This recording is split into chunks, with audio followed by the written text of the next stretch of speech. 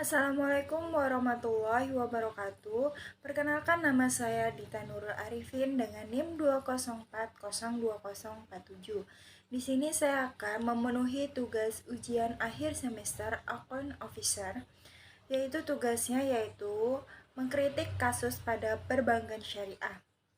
Di sini saya akan mengambil kasus yang diangkat oleh John Gaines pada tanggal 2 Mei 2021, yakni kasus ketidakpatuhan prinsip GCG pada bank umum.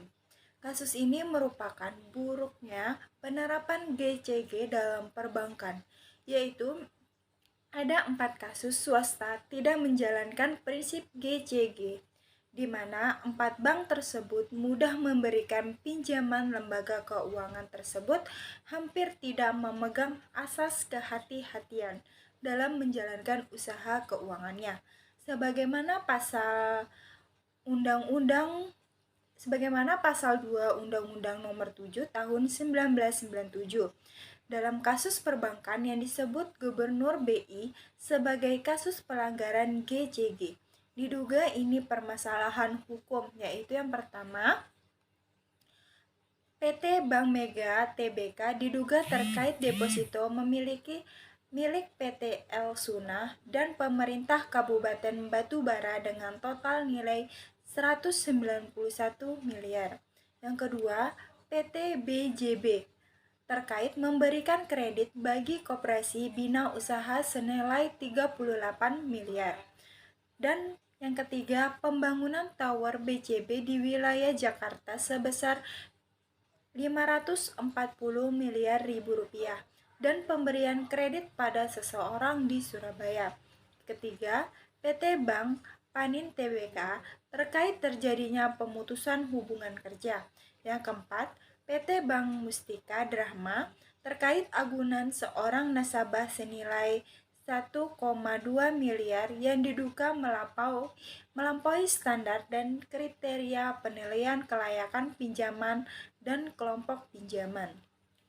Nah, pada kasus ini menurut saya dalam rangka menerapkan kelima prinsip dasar GCG bank tersebut berpedoman pada berbagai ketentuan dalam persyaratan yang dengan pelaksanakan GCG. Selain itu, dalam pelaksanakan GCG, industri perbankan juga harus memenuhi prinsip syariah, yaitu prinsip ketidaksesuaian tata kelola bank dengan prinsip akan berpotensi menimbulkan berbagai risiko, terutama risiko reputasi bagi industri perbankan.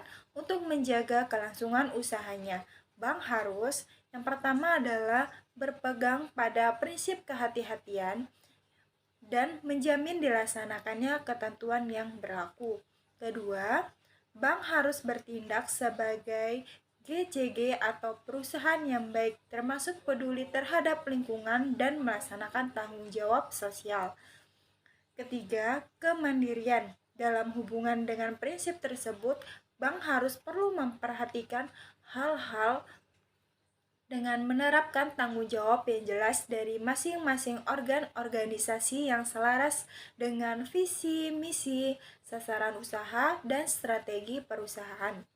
Bank harus meyakini bahwa semua organisasi bank harus mempunyai kompetensi sesuai dengan tanggung jawab dan memahami perannya dalam pelaksanaan GCG.